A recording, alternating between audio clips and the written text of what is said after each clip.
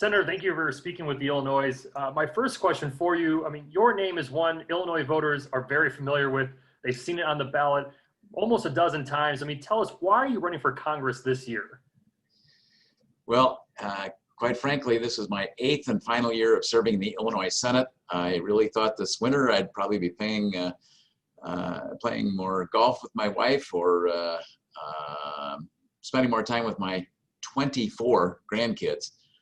But when my opponent, Lauren Underwood, started voting 100% of the time with Nancy Pelosi, no exceptions, and more recently has made a comment that she thought that looting and rioting is a beautiful form of protest. I thought I had to do something to try to help keep a bright future for my grandkids. Those 24 grandkids, when they grow up, I want to see that they have the same kinds of economic opportunities that you and I have had. So I'm willing to do my part.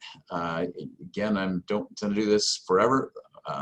This, as I said, was my 8th and final year in the Illinois Senate because I believe in term limits. And to be honest, I hope to propose term limits when I get to Washington. I realize that's a tough sell. That's a big hill to climb, but somebody's got to get started, and I will try to do my best.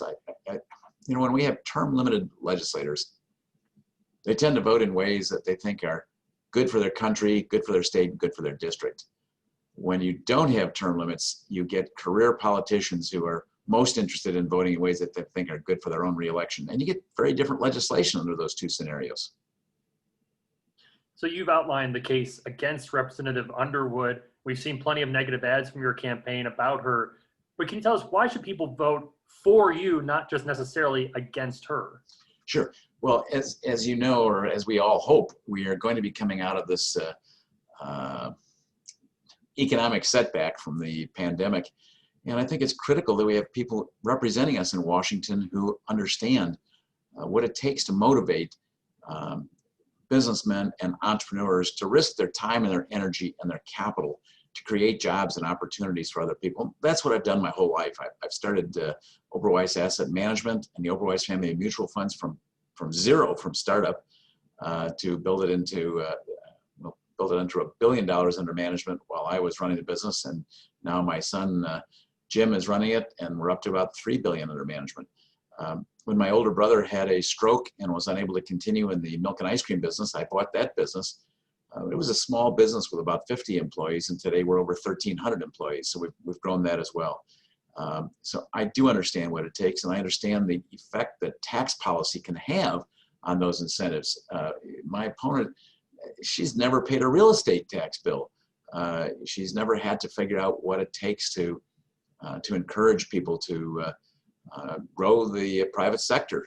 She's been a government employee, and that's it. You know, she likes to claim she was a nurse, but guess what? She's never even worked in that capacity. She does have a nursing degree, which my understanding is actually it took her 2 goes at the exam to get there, and it has a 90% pass rate. But in any event, she did get the degree. If she really believes that she was a nurse, my goodness, in March, we were desperate for people with a medical background, with nurses to help in so many areas. Did she come out to help? No. I have a daughter who's a nurse practitioner. She was working 12-hour days trying to help protect people and figure out what to do in this new environment that we were facing as a result of this pandemic. So I'm very skeptical of the fact that the direction that my opponent has gone makes sense for our country. That's why I want to be there. I believe that I understand what it takes, and my 40 years of experience in the private sector will help provide the right environment to get our economy back to the strong levels that we were before this pandemic hit us. You mentioned you're entering you're in your final year now of being in the state Senate. The state, the legislator and the governor passed a budget that banked on money coming from Washington to balance it out. If you were to go to Washington and be a member of Congress, would you support sending money to the states to help them balance their budgets during this pandemic?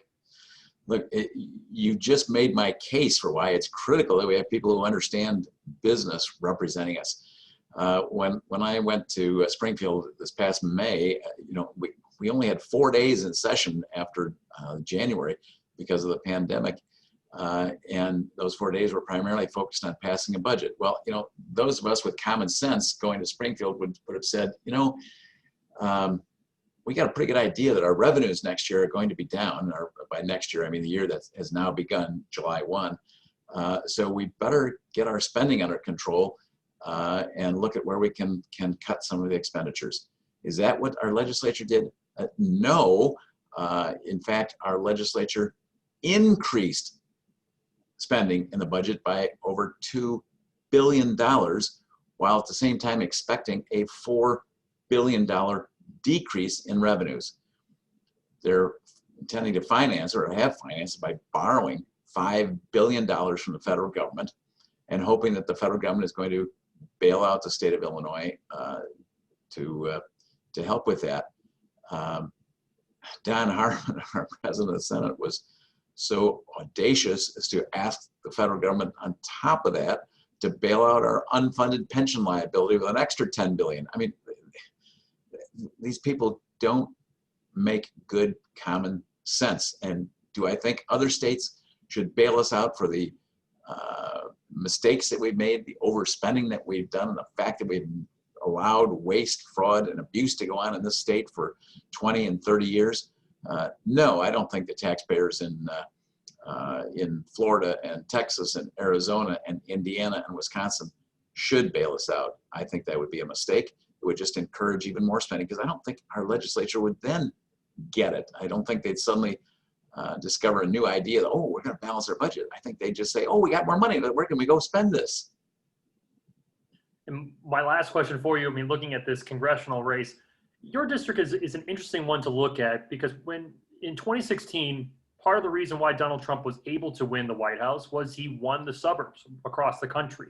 In 2018, we saw Democrats do very well in the suburbs.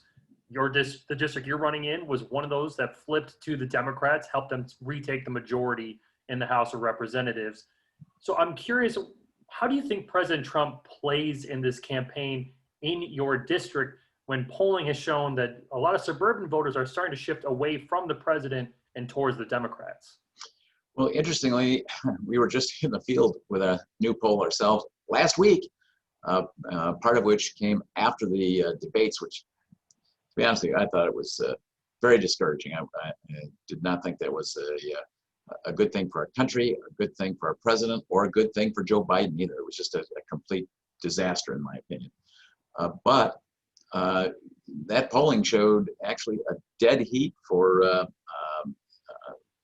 President Trump versus Biden in my district. I'm not talking about the rest of Illinois, just in the 14th congressional district. And the nearly virtual dead heat between my opponent, Underwood, and myself as well. So it's going to be an interesting election. I will tell you that I've been out knocking on a lot of doors. And when I talk to people, obviously the first question I ask is, can I get your support for myself? But the second question that I will follow up with is to ask them where they stand on the presidential race. And it seems like there are a lot of people who are diehard Trump supporters who believe that he's really shaking things up in Washington, and that's a good thing. And then there are a lot of people who are strongly opposed to the way he has done it, his personality, if you want to call it that. So some of those people are voting on personality rather than policy, because I think his policy has been great. Personality maybe leaves a little bit to be desired. But almost nobody said, oh, I can't wait to go vote for Biden. I mean, it's for Trump or against Trump. It's not for Biden. In many people's minds, these are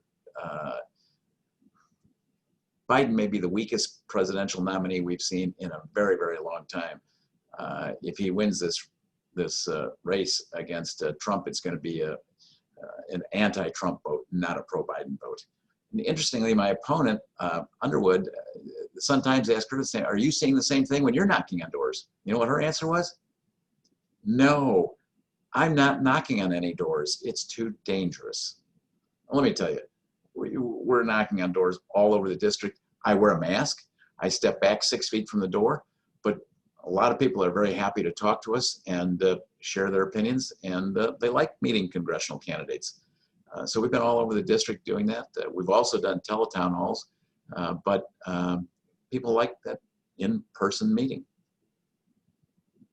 Senator Oberweis, thank you so much for speaking with the Illinois. Thank you for your time and appreciate you doing this. Thank you. It's my pleasure. Have a great day and stay safe.